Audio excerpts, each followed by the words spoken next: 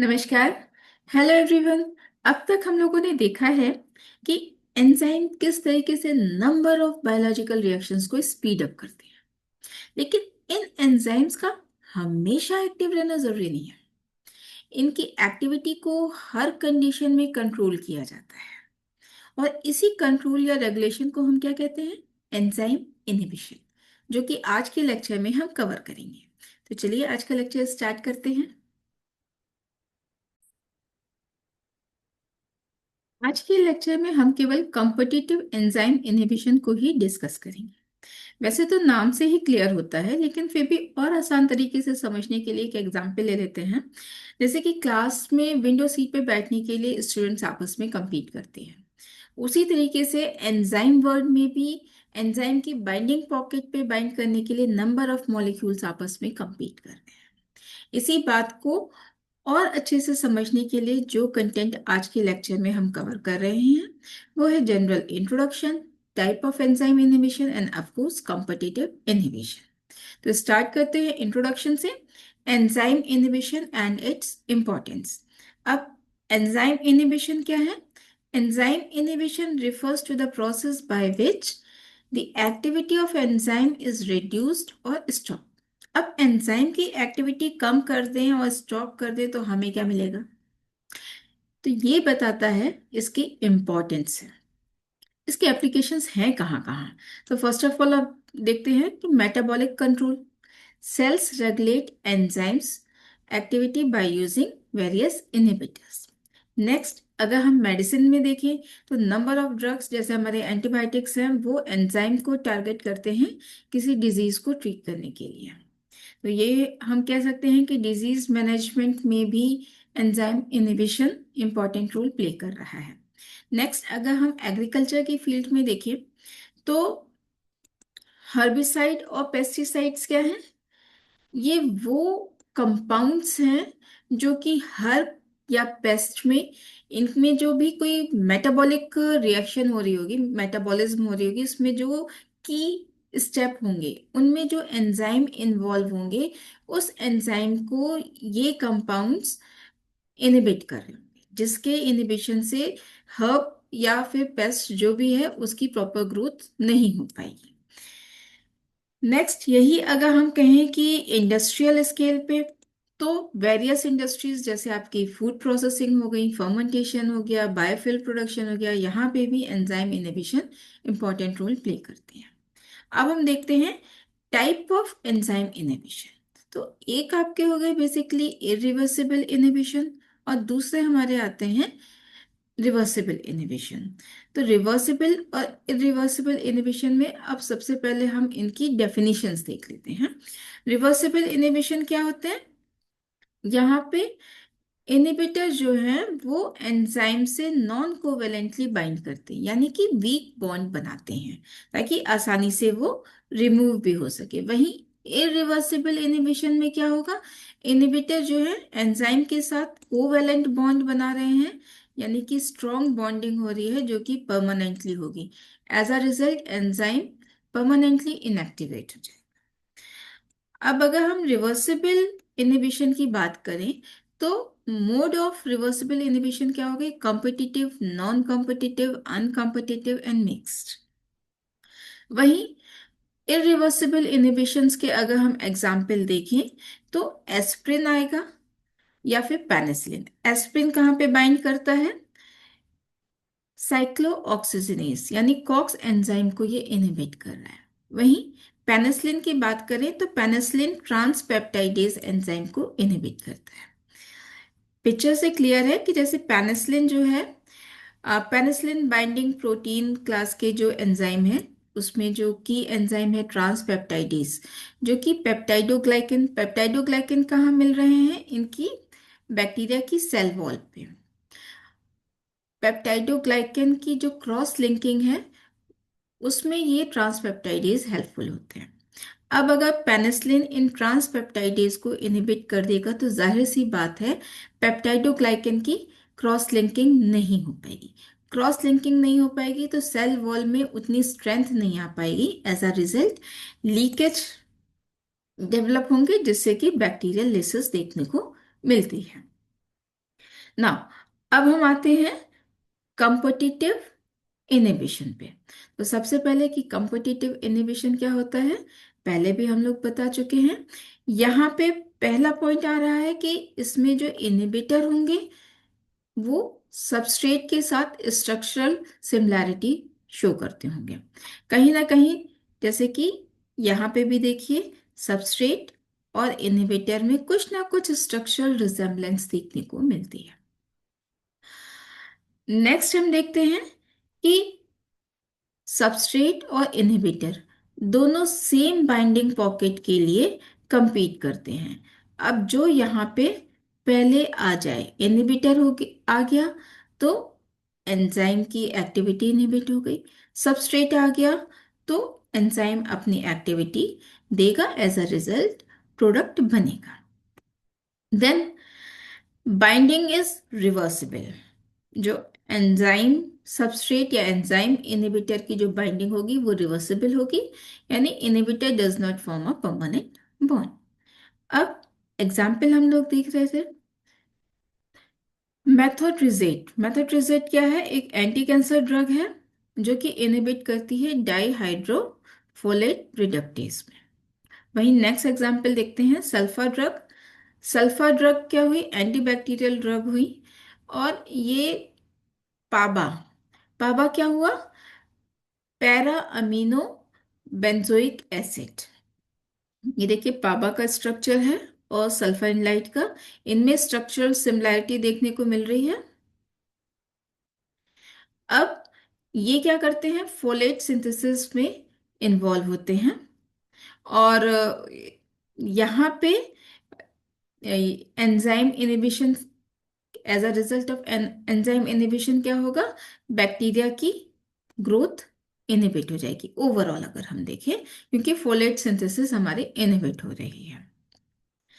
Then अगर हम competitive inhibition में काइनेटिक इफेक्ट देखें कि इसमें केएम या वीमैक्स पे क्या असर आ रहा है, तो यहाँ पे केएम हमारा इंक्रीज करेगा, यानी कि और सबस्ट्रेट की जरूरत पड़ेगी वीमैक्स तक पहुंचने की, क्योंकि केएम हमारा क्या होता है, substrate concentration just half of Vmax. Then Vmax remain unchanged, और ये इनहिबिशन जो है हाई सबस्ट्रेट कंसंट्रेशन पे ओवरकम किया जा सकता है।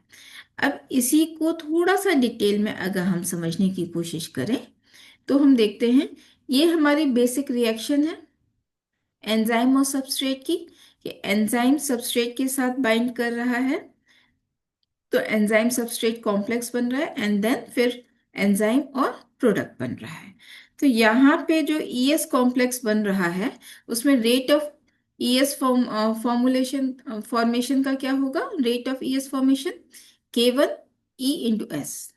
वहीं रेट ऑफ ईएस ब्रेकडाउन, क्योंकि ईएस का जो ब्रेकडाउन है वो दो स्टेप पे हो रहा है, एक K-1 के साथ और एक K2 के साथ। तो ये क्या हो गया, K-1 प्लस K2 ES। अब जो इक्विलिब्रियम होगा, at equilibrium rate of formation of ES is equal to rate of breakdown of ES। तो दोनों इक्वेशंस को अगर हम इक्वल में लाते हैं तो यहाँ पे क्या है, हमारा E की कंसंट्रेशन हम निकाल सकते हैं, और ये हम लोगों ने लास्ट लेक्चर में ही देखा था कि K-1 plus K2 upon K1 क्या होता है, Km।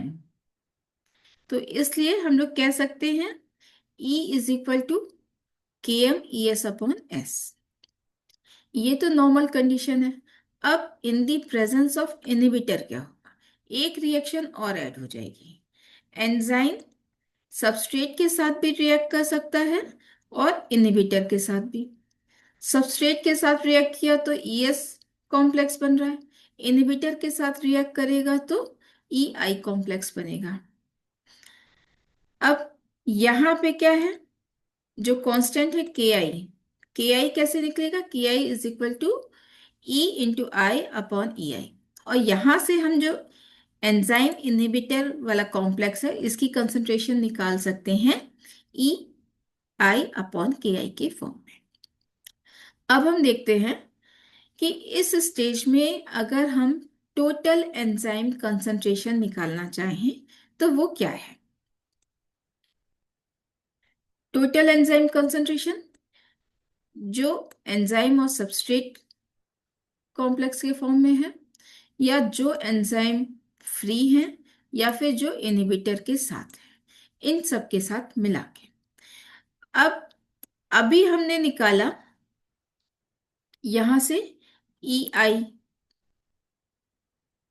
और ई आई की कंसंट्रेशन अगर हम इस इक्वेशन में पुट कर दें तो क्या हो जाएगा,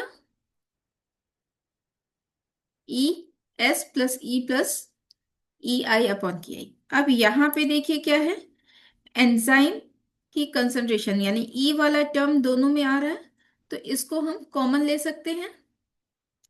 अगर इस टर्म को हम कॉमन ले लें तो ये क्या बन जाएगा, ई एस, ई हमने कॉमन ले लिया तो ये हमारा हो गया 1 + i अपॉन के आई। अब ई आ रहा है, अभी हम लोगों ने देखा था कि ई, यहां से देखिए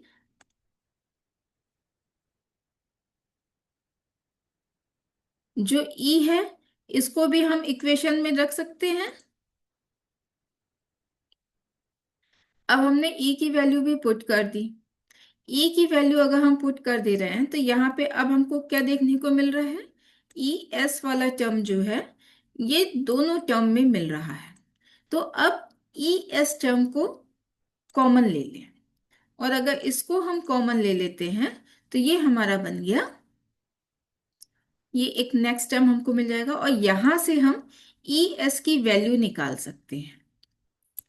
ई एस की वैल्यू क्या हो गई, E total S upon S plus K M 1 + i upon K I. अब देखिए जो ओवरऑल रेट है वो हमारा क्या होता है, rate of product formation. Rate of product formation हमारा क्या होगा, v = K2 ES। ये हम लोगों ने देखा था। इस इक्वेशन में अगर हम ES की वैल्यू पुट कर दें तो क्या हो जाएगा, K2 E total S upon S plus KM 1 + i upon K I. अब यहां से हमको ये पता है कि K2 E टोटल ये क्या होता है, V मैक्स।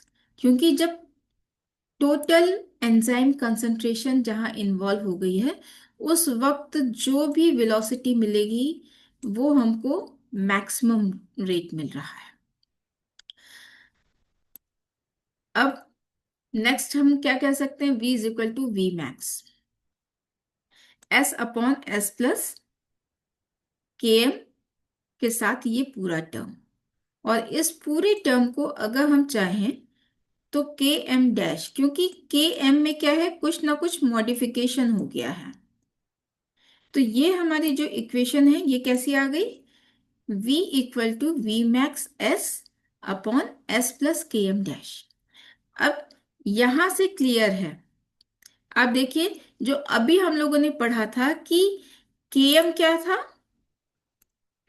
इंक्रीज हो रहा था। कैसे इंक्रीज हो रहा है, क्योंकि देखिए ओरिजिनल केएम में एक टर्म से जब आप मल्टीप्लाई कर रहे हैं तो जाहिर सी बात है कि जो के एपरेंट होगा, जो न्यू केएम होगा वो जो बेसिक ओरिजिनल केएम होगा उससे ज्यादा ही होगा। वहीं वी मैक्स वाले टर्म पे कोई डिफरेंस नहीं आ रहा है। ग्राफ के पॉइंट ऑफ व्यू से देखें तो ग्राफ से भी पता चलेगा कि यहाँ पे देखिए अगर इनहिबिशन नहीं था, इनहिबिटर प्रेजेंट नहीं है, तो माइकलिस मेंटन वाला कर्व अगर हम देख रहे हैं तो यहाँ पे Km हमारा ये आ रहा है कि सबस्ट्रेट की स्मॉल कंसंट्रेशन पे ही half of the V max हमें मिल जा रहा है। वहीं in the presence of inhibitor Km आपका इंक्रीज कर गया। और अगर हम लाइन वीवर बर्ग देखते हैं तो भी देखिए 1/V मैक्स सेम पॉइंट से कट हो रहा है। इसका मतलब क्या है, वी मैक्स हमारा चेंज नहीं हो रहा है, वहीं Km हमारा चेंज हो रहा है। ठीक है, तो ये मेरे ख्याल से समझाने की तो कोशिश की है, आई होप आप लोगों को समझ में भी आ गया होगा। क्योंकि जनरली क्या होता है ना कि स्टेप बाय स्टेप अगर हम नहीं देखते हैं तो चीजें भूल जाते हैं। और ये बहुत ही इंपॉर्टेंट चीज है, एग्जाम में अक्सर पूछा जाता है, कॉम्पिटिटिव एग्जाम्स में भी पूछे जाते हैं कि किस कंडीशन में Km और Vmax किस तरीके से होते हैं, या ग्राफ दे दिया कि ये ग्राफ जो है वो किस इनहिबिशन को शो कर रहा है। तो आई होप आप लोगों को ये कंटेंट अच्छे लगे हों। आज के लेक्चर में इतना ही, नेक्स्ट लेक्चर में फिर मिलते हैं, तब तक के लिए टेक केयर।